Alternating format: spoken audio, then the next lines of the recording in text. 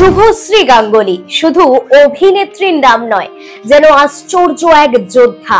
পরাণ যায় জ্বলিয়ারের সেই মিষ্টি মেয়ে, কখনো আবার রোমিও বা পরিণীতার মতো সাহসী চরিত্রে উজাড় করে দিয়েছেন। নিজেকে ভেঙে কিভাবে গড়তে হয় সেটা শুভশ্রী গাঙ্গুলির থেকেই শেখা উচিত। দুই সন্তান, সংসার সামলে আজ তিনি সফল অভিনেত্রী। একসময় ভেবেছিলেন অভিনয়টাই ছেড়ে দেবেন। রাজ চক্রবর্তীকে ফোন করে নিজের চূড়ান্ত সিদ্ধান্তের কথা জানিয়েও ফেলেছিলেন।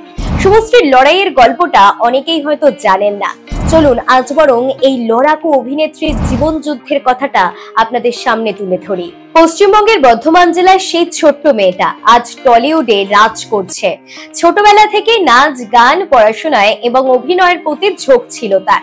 সাধারণ মধ্যবিত্ত পরিবার থেকে উঠে আসা শুভশ্রী কখনোই বড় তারকা হওয়ার স্বপ্ন ছাড়েননি। পড়াশোনা করেছিলেন বর্ধমানের একটি স্কুলে, পরে ইঞ্জিনিয়ারিং পড়তেও ভর্তি হয়, কিন্তু মন পড়ে থাকতো অভিনয় জগতে। চড়াই উতরাই পার করে আজ তিনি সফল অভিনেত্রী।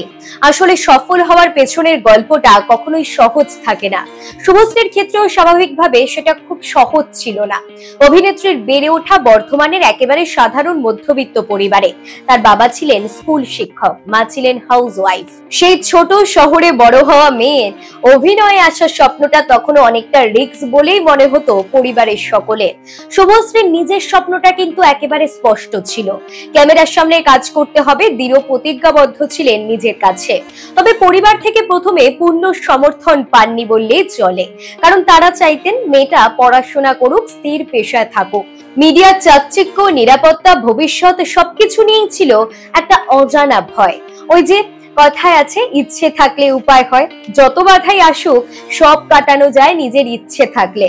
শুভশ্রী পড়াশোনার পাশাপাশি ধীরে ধীরে নিজের পথ তৈরি করতে থাকেন। 2006 সালে অনার্স মিস বেঙ্গল প্রতিযোগিতায় বিজয়ী হওয়ার পর পরিবার একটু একটু করে তার প্রতি আস্থা রাখতে শুরু করে। এই সময় শুভশ্রীর মায়ের ভূমিকা অনেক বেশি গুরুত্বপূর্ণ ছিল। মা তাকে উৎসাহ দিয়েছিলেন নিজের স্বপ্নের পেছনে ছুটতে।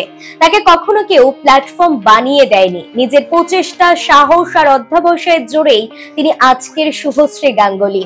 পরিবারের ভয়কে প্রমাণ করে দিয়েছেন যে অভিনয়ও একটা সৎ পেশা হতে পারে এবং সেখানে থেকে সম্মান অর্জন করা যায়। এরপর ধীরে ধীরে অডিশনের জন্য কলকাতায় যাওয়া শুরু হয়। কিন্তু ওই যে বললাম, সফলতার পথটা অতটা সহজ থাকে না। কাটা বেছানো পথের ওপর দিয়ে হেঁটে যেতে হয়, তারপর ছোঁয়া যায় সফলতাকে। কলকাতায় এসে অনেক অডিশনে রিজেকশন, ক্যামেরার সামনে দাঁড়িয়ে ভয় পাওয়া, অনেক বড় বড় প্রোডাকশন থেকে ফিরিয়ে দেওয়া হয়, কিন্তু হাল ছাড়েননি শুভশ্রী। তারপর 2009 সালে চ্যালেঞ্জ সিনেমাটি শুভশ্রীর জীবনে এনে দেয় নতুন সাফল্য। রাজ চক্রবর্তীর পরিচালনায় দেবের বিপরীতে অভিনয় করে সিনেমাটি একেবারে সুপারহিট হয়। রাতারাতি শুভশ্রী হয়ে ওঠেন টলিউডের নতুন সেন্সেশন। এরপর একের পর এক হিট সিনেমা, রোমিও, পরাণ যায় জ্বলিয়ারে, খোকা বাবু, চ্যালেঞ্জ 2, অভিমান। এই সময় তিনি হয়ে ওঠেন কমার্শিয়াল সিনেমার রাজকন্যা। শুভশ্রীর প্রেম জীবন নিয়ে বহু আলোচনা রয়েছে মিডিয়ায়। তিনি টলিউডে পা রাখার পর তার কেরিয়ারের একদম শুরুতে দেবের সাথে জুটি বেঁধে একের পর এক হিট সিনেমা উপহার দিয়েছেন। 2009 সালে চ্যালেঞ্জ সিনেমার মাধ্যমে দুজনের রসায়ন দর্শকদের মধ্যে একেবারে আলোড়ন ফেলেছিল। এখান থেকে ধীরে ধীরে তাদের ব্যক্তিগত সম্পর্ক ঘনিষ্ঠ হতে শুরু করে। তাদের অফ স্ক্রিন রসায়ন নিয়েও তখন গসিপ ব্যাপক চলতে থাকে, যদিও তারা কখনো খুব খোলাখুলি স্বীকার করেননি এই ব্যাপারে কিছু। তবে টলিউডে তখন অনেকেই মনে করতেন যে দেব শুভশ্রী প্রেম করছেন। শুটিং এর সময় একসাথে সময় কাটানো, বিভিন্ন ইভেন্টে একসাথে উপস্থিত হওয়া, দুজনের পারিবারিক ঘনিষ্ঠতা নিয়েও জল্পনা ছিল। কিন্তু কিছুদিনের মধ্যেই তাদের মধ্যে সমস্যা শুরু হয়। মূলত কেরিয়ার নিয়ে আলাদা লক্ষ্য, কিছু ব্যক্তিগত মতপার্থক্য তাদের সম্পর্কে দূরত্ব তৈরি করতে থাকে। এছাড়া দেবের রাজনৈতিক কেরিয়ার শুরু করাও অনেক সময় আলোচনায় উঠে এসেছে। সে সময় প্রায় 2013 থেকে 14 সালের মধ্যে তারা আলাদা হয়ে যান। এরপর দেব তার রাজনীতি ও অভিনয়ে মন দেন। শুভশ্রীও নিজের কেরিয়ার নিয়ে নতুন ভাবে ভাবতে শুরু করেন। ব্রেকআপের পর অবশ্য ভেঙে পড়েছিলেন শুভশ্রী, এটা অনেক জায়গায় দাবি করা হয়। এক সাক্ষাৎকারে নিজেই বলেছিলেন যে একটা সময় ভেবেছিলেন আর অভিনয়টা করবেন না। পরিচালক রাজ চক্রবর্তীকে নাকি ফোন করে সে কথা জানিয়েও দিয়েছিলেন।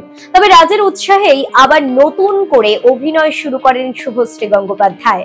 তবে আজও যেন দর্শকরা দেব শুভশ্রীকে খুব মিস করেন।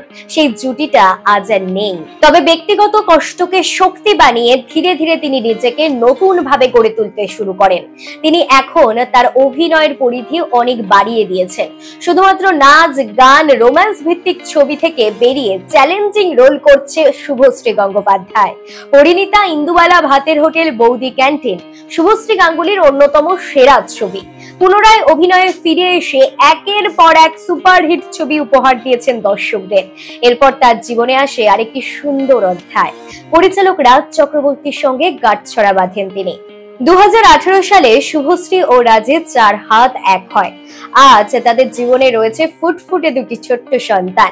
2 সন্তানের মা শুভশ্রী। মা হিসেবে শুভশ্রী তার জীবনের নতুন এক ভূমিকা পালন করছেন। একই সঙ্গে অভিনয় ও পরিবার দুইকেই দারুণভাবে সামলে চলেছেন। সবশেষে বলতে হয়, শুভশ্রী যেন এক লড়াইয়ের নাম। ভালো থাকুন শুভশ্রী গাঙ্গুলি, নিজের জীবন যুদ্ধে এগিয়ে যান। আপনার কেমন লাগে শুভশ্রী গঙ্গোপাধ্যায়কে? কমেন্ট করে জানাতে কিন্তু ভুলবেন না। শুভশ্রীর থেকে শেখার কিন্তু অনেক কিছুই আছে। আপনি কি মনে করেন?